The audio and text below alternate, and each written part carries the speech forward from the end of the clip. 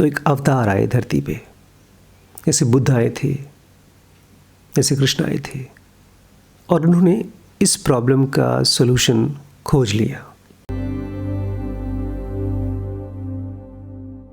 नमस्कार दोस्तों, स्वागत है आपका डीप नॉलेज में। आज परशुराम ने एक ऐसा सवाल पूछा है जो शायद हम सब पूछना चाहेंगे गुरुदत्त से, और शायद बहुत बार पूछा भी होगा हमने, लेकिन ये जवाब अक्सर हमें और कंफ्यूज्ड कर देता है। आज का सवाल है, इस मन को शांत कैसे करें? मन बहुत विचलित रहता है, मन में हमेशा हलचल रहती है, ऐसा क्यों है भगवान? जब भी ध्यान में जाने की कोशिश करते हैं तो कुछ देर के लिए तो मन शांत हो जाता है, लेकिन उसके बाद फिर से उसकी हलचल चालू हो जाती है। ऐसा क्यों और इससे मुक्त कैसे हों? इसका आंसर तो बहुत ही आसानी से, बहुत कम शब्दों में दिया गुरुदत्त ने। बस 2 ही शब्द उन्होंने कहे। उन्होंने कहा कि तुम्हारा मन डिस्टर्ब्ड इसलिए रहता है, हलचल इसलिए होती है क्योंकि तुम्हारा मन विचारशील है। बस। उसके बाद जब परशुराम ने पूछा तो फिर क्या करें, तो गुरुदत्त कहते हैं बस विचार मत करो। अब इतना सुनने के बाद मेरा मन तो शांत हो गया, लेकिन वो शांत इसलिए हुआ क्योंकि कुछ गुरुदत्त ने समझाया जिसको मैं पकड़ पाया। मैं चाहता हूँ आप उसको ग्रैस्प करें। इसमें एक कहानी की मदद मैं लूँगा आज। कहानी आपको काल्पनिक लगेगी, लेकिन उसके अंदर सच्चाई है। तो ऐसे मान के चलिए जैसे कि आप पहली बार मेरी बातें सुन रहे हैं और आपने आज तक जितना भी सुना है विचारों के बारे में, मन के बारे में, उस सब को भूल जाइए। कम से कम अभी के लिए भूल जाइए। नहीं तो ऐसा होगा कि आपके पास पहले से ही इस संदर्भ में विचार हैं और उन विचारों की तह पे एक और तह इकट्ठी हो जाएगी और विचार इकट्ठे हो जाएंगे और आप ज्ञानी नहीं बन पाएंगे। आप हो जाएंगे और विचारशील और विचार युक्त।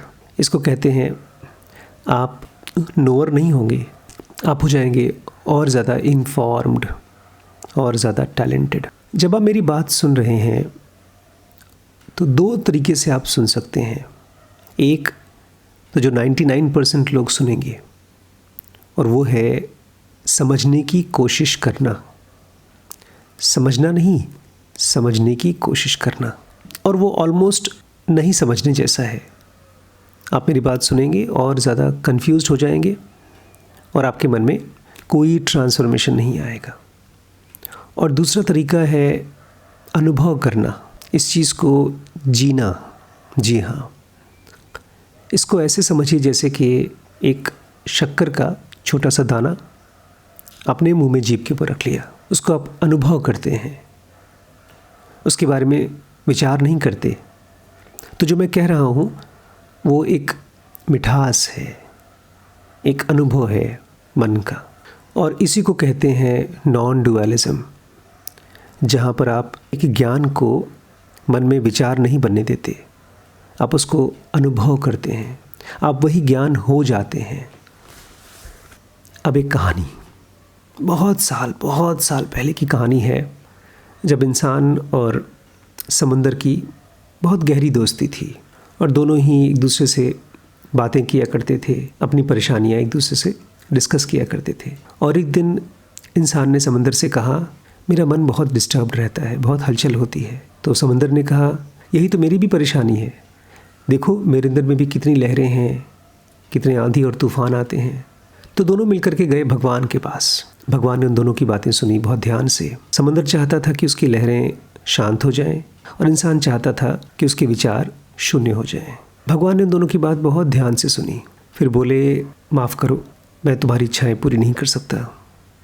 तो दोनों बड़े परेशान हो गए, बोलते ऐसा क्यों भगवान? भगवान बोले कि आज से कई 100 साल पहले चंद्रमा मेरे पास आया था, चाँद, उसमें भी ऐसे ही बहुत बड़ा समंदर था और वो भी चाहता था कि मैं उसकी लहरें ख़त्म कर दूं, और मैंने उसे तथास्तु कर दिया। उसकी लहरें तो शांत हो गई, लेकिन साथ ही साथ उसकी जीवंतता, उसके अंदर की लाइफ ख़त्म हो गई।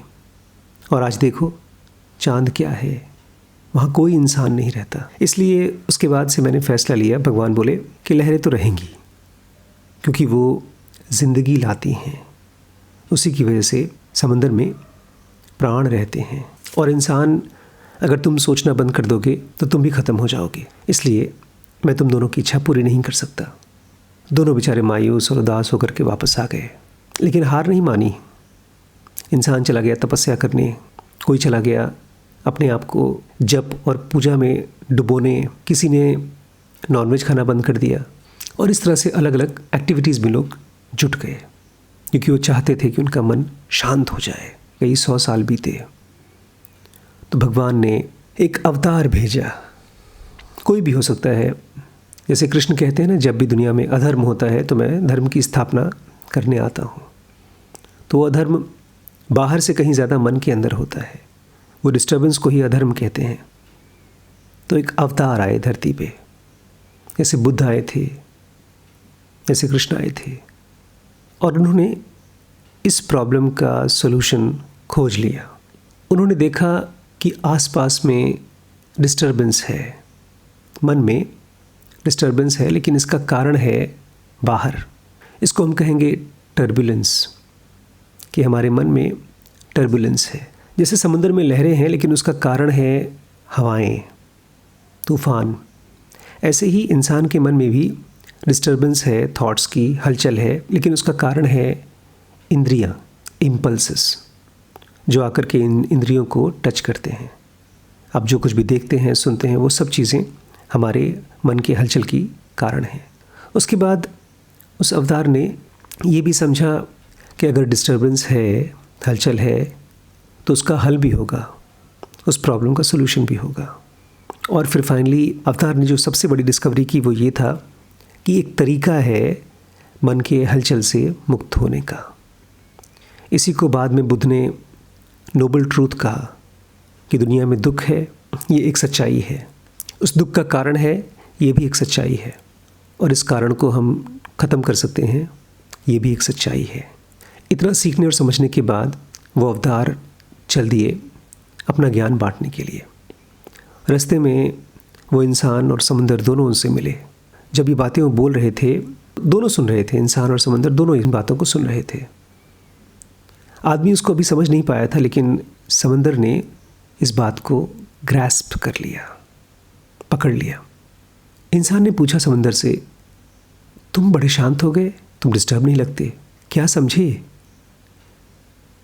समंदर ने एक बड़ी प्यारी बात कही, और उसी की वजह से मैंने इस चैनल का नाम भी डीप नॉलेज रखा था। समंदर ने कहा, देखो यार, जो भी डिस्टर्बेंस है ना, वो सब ऊपर है, सरफेस पे है, गहराई में कोई हलचल नहीं है। इसलिए आओ मेरे साथ, गहराइयों में चलते हैं। समंदर खुद अपनी गहराइयों में चला गया। इंसान शुरू में डर रहा था, लेकिन वो भी गया समंदर के साथ गहराइयों में। और जब ऊपर आया तो उसने एक नई दुनिया डिस्कवर की। अब उसको ये समझ में आ गया, मेरे भी मन में ऊपर के लेयर में, सरफेस में तो डिस्टर्बेंस है, लेकिन जब मैं मन की गहराइयों में जाऊंगा तो वहाँ कोई डिस्टर्बेंस नहीं है, वहाँ कोई हलचल नहीं है। अब इस बात को मैं थोड़ा सा नए तरीके से भी आपसे डिस्कस करना चाहता हूँ दोस्तों, एकदम नए तरीके से। आज के मॉडर्न ज़माने में जो मेरे सबसे फेवरेट साइकोलॉजिस्ट हैं, उनका नाम है डैनियल kahneman। उनसे हम लोगों ने बहुत कुछ सीखा है। हमारी BDM की सीरीज़ में उन्होंने हमको बहुत कुछ सिखाया है।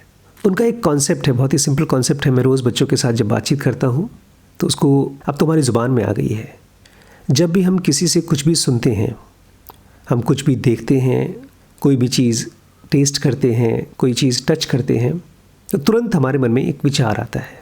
आप कुछ देखते हैं और तुरंत आपके मन में एक विचार आता है।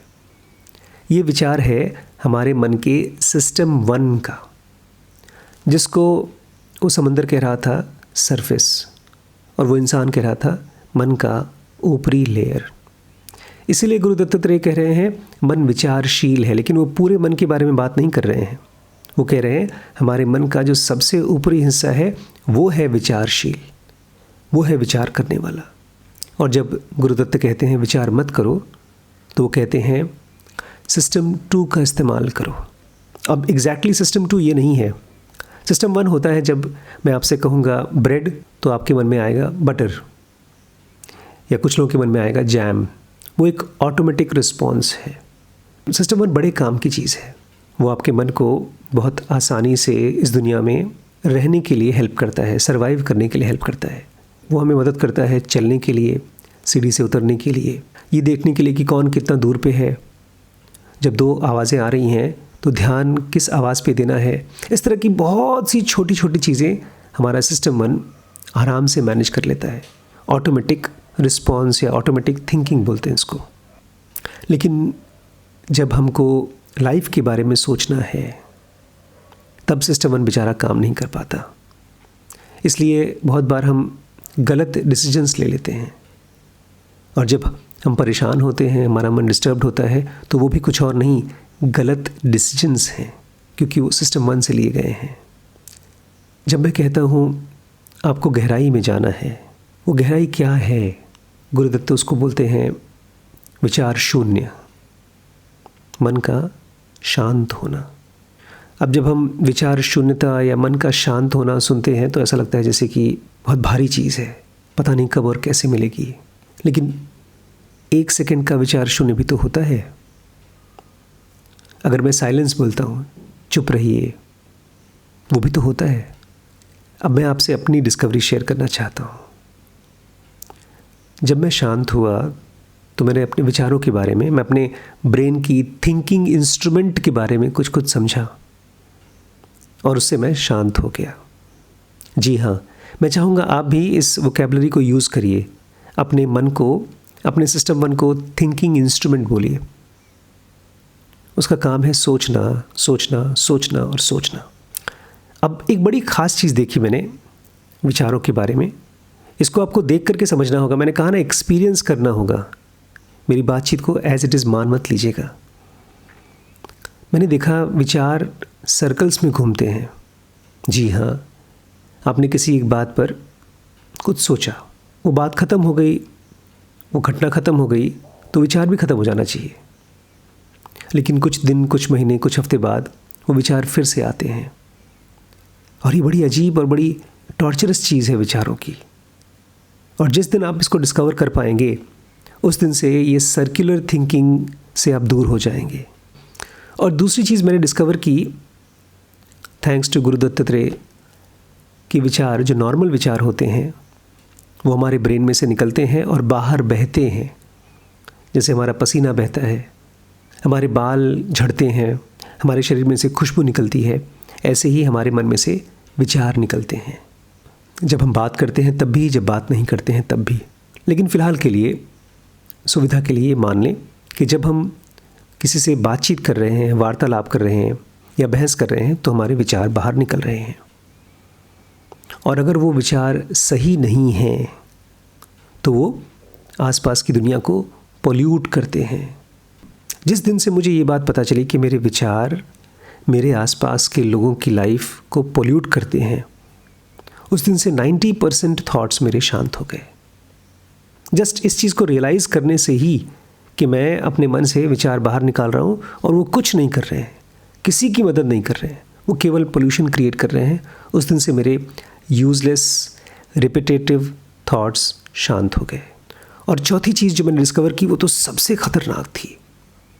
मन में नॉर्मली जो विचार चलते हैं, हम टीवी में कुछ देखते हैं, कहीं कुछ पढ़ते हैं, हम किसी को पसंद करते हैं, किसी किसी को हम घृणा करते हैं, हम कुछ चाहते हैं, हम किसी को कुछ देना चाहते हैं। ऐसी ढेर सारी एक्टिविटीज़ जब हम कर रहे हैं और विचार भी चल रहे हैं 24 घंटे, तो उसमें 2 चीज़ें क्रिएट होती हैं। इसको आप देखिएगा, अगर ये 2 चीज़ें आप ख़त्म करना चाहते हैं तो आप विचार शून्य होकर ख़त्म होने दे सकते हैं। ये है मिसअंडरस्टैंडिंग एंड एंग्जाइटी। एक छोटा सा एक्सपेरिमेंट करके देखिए। लास्ट जब आपकी किसी के साथ लड़ाई हुई हो, आप उसको समझे या आपने और उसके बीच में मिसअंडरस्टैंडिंग हुई। हम सब जानना समझना चाहते हैं अपने परिवार को, अपने बच्चों को, अपनी वाइफ को, अपने पति को, अपने माँ बाप को, तो समझ क्यों नहीं पाते? क्योंकि हमारा मन विचार उल्टी कर रहा है। और एक बार आप किसी को मिसअंडरस्टैंड करते हैं, गलत समझते हैं, तो उससे क्रिएट होता है एंग्जाइटी, डर। जी हाँ, आपका so called normal thoughts, routine thoughts, repetitive thoughts, वो सर्कल में घूमता है, वो नुकसानदायक है, वो आसपास में पोल्यूशन क्रिएट करता है और वो एंग्जाइटी और मिसअंडरस्टैंडिंग क्रिएट करता है। इस चीज़ को रोज़ डिस्कवर करिए, एनालाइज करिए, जस्टिफाई मत करिएगा। जो लास्ट लड़ाई या बहस हुई है किसी से भी, उसमें ये मत कहिएगा मैं यहाँ सही था, वहाँ पर वो गलत था ना। मुद्दा तो यहाँ पर ये है कि क्या आप सामने वाले को समझ पाते हैं और क्या आपके विचार आपको सही दिशा में ले जा पा रहे हैं। तो ठीक है, समझ में आ गया, विचार कंफ्यूज्ड है, समझ में आ गया, गोल गोल घूमते हैं, समझ में आ गया। तो ये सारी बातें तो समझ में आ गई हैं। अब करें क्या? बस कुछ नहीं, गहराई में चले जाएं। समंदर की गहराई तो समझ में आती है, मन की गहराई कहाँ है दोस्तों? मन की गहराई है साइलेंस, 1 सेकंड का साइलेंस। अब मैं चाहता हूँ मैं आपको कन्विंस कर दूँ कि आप रोज़ दिन में कम से कम 25-30 बार 1 सेकंड का, कम से कम 1 सेकंड का साइलेंस जिएं। सबसे पहली बात, जब आप शांत रहते हैं चाहे कुछ ही सेकंड के लिए, तो आपका मन ओपन हो जाता है सुनने के लिए, समझने के लिए। एक गैप क्रिएट हो जाता है मन में। साइलेंस ठीक ऐसे काम करता है जैसे घर के चारों तरफ खाली जगह। देखा नहीं, आजकल घरों के नक्शे पास होते हैं जिसमें घर के चारों तरफ खाली जगह छोड़नी चाहिए, लेकिन हम क्या करते हैं, दीवार से दीवार सटा करके बिल्डिंग बना देते हैं, तो वेंटिलेशन नहीं होता। हमारे विचार भी ऐसे ही होते हैं, एक विचार आया, फिर अचानक से उसके पीछे दूसरा सटा हुआ विचार आ गया, और फिर तीसरा आ गया, फिर चौथा आ गया, तो आपके मन में वेंटिलेशन नहीं होती, स्पेस नहीं होता, और इसलिए आप सामने वाले को या खुद को भी समझने के लिए ओपन नहीं होते। अब दूसरी बात, जब आपके मन में स्पेस होता है, साइलेंस होता है, तो आपके पास चॉइस होता है। ये बहुत मुश्किल चीज़ है दोस्तों, लेकिन अगर आपको एक बार ये समझ में आ गया कि हर एक सिचुएशन में आपके पास चॉइस है, फ्रीडम है। कृष्णमूर्ति कहा करते थे, freedom from the known, freedom from the known. वो यही था, विचारों से मुक्ति। उससे आप 2 कदम पीछे खड़े हो जाएं। आपके पास चॉइस है कि आप किसी से कुछ कहना चाहते हैं या शांत रहना चाहते हैं। अगर आप शांत रहेंगे तो आपके पास चॉइस है कि आप अपने शब्द यूज़ करना चाहते हैं या अपशब्द उल्टी करना चाहते हैं। हम में और जानवरों में यही अंतर है कि जानवर एक रिफ्लेक्स से काम करते हैं, लेकिन हमारे पास साइलेंस है। हम जहाँ पर हमारे अंदर का जानवर काम करना चाहता है, वहाँ पर भी हम उसको रोक सकते हैं, लेकिन उसकी शुरुआत होती है साइलेंस से। अब मन अक्सर ये कहता है कि सीख लिया, समझ लिया, लेकिन पता है वो क्या करेगा? अगली बार जब आप परेशान होंगे, हलचल में होंगे, तो जिसके साथ आप बहस कर रहे हैं, ये सारी बातें उसे समझाने का मन करेगा। हम चाहेंगे सामने वाले को सिखा दें, लेकिन इस पूरी बातचीत का पर्पज़ ये है कि आप अपने अंदर की सफरिंग को ज़िंदा पकड़ें जिस समय वो हो रहा है उस समय। इसलिए बुद्ध जैसे इंसान बैठा करते थे अपने साथ, और इस तरह से वो अपनी प्रैक्टिस, अपनी साधना को मजबूत किया करते थे। जैसे एक मिस्त्री बालू, सीमेंट और मोहरंग इकट्ठा करके लगाता है, उसके बाद कुछ टाइम देता है सूखने के लिए, मजबूत करने के लिए, सॉलिड करने के लिए। आप भी जब शांत रहेंगे, कुछ देर इसका रियाज़ करेंगे, इसका प्रैक्टिस करेंगे, तो धीरे धीरे वो प्रैक्टिस आपकी साइलेंस को सीमेंट कर देगी, मजबूत कर देगी।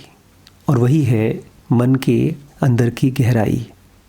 जो इंसान मन के गहरे लेयर्स में रहता है, उसको यूज़लेस विचार तो आते ही नहीं हैं, लेकिन वो पहली बार अपने विचारों को दूर दूर तक कनेक्ट करने के लिए इस्तेमाल कर पाता है।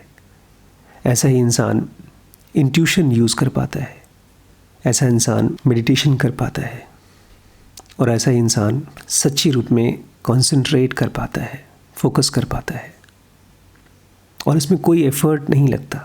गुरु दत्तात्रेय ने तो सिंपल सी बात कह दी, अगर मन डिस्टर्ब्ड है तो शांत रहो। सचमुच में ये सिंपल प्रैक्टिस है। लंबी साइलेंस मत प्रैक्टिस करने की कोशिश करिए, जितनी है उतना ही। जैसे आप स्विमिंग करते हैं तो जितनी सांस आपकी है उसी से तो प्रैक्टिस करते हैं आप स्विमिंग। ऐसे ही जितनी सांस आपके पास साइलेंस की है उतने से शुरू करिए और धीमे धीमे वो बढ़ता जाएगा। तो सारी डिस्टर्बेंस, सारी हलचल, चाहे समंदर में है चाहे इंसान के दिमाग में, वो सरफेस पे है, सिस्टम 1 पे है, गहराई में नहीं है। बहुत इंटरेस्टिंग सीरीज़ है दोस्तों। हम लोगों ने BDM में इसको बहुत अच्छे से कवर किया है, बिकॉज रोज़मर्रा की लाइफ में जो छोटे डिसीजंस होते हैं वो तो हम बेहोशी में लेते हैं सिस्टम 1 से। हमारे सारे बड़े बड़े डिसीजन भी हमारा सिस्टम 1 लेता है। पूरी दुनिया में ना इस चीज़ को बहुत व्यापक रूप से पढ़ाना चाहिए। स्कूल्स में जहाँ पर मैथ सिखाया जाता है वहाँ पर डिसीजन मेकिंग सिखाया जाना चाहिए, बायसेस बताया जाना चाहिए, सिस्टम 1 सिस्टम 2 पता होना चाहिए। इसलिए दोस्तों, यू शुड लर्न दिस। ठीक है, आज इतना ही।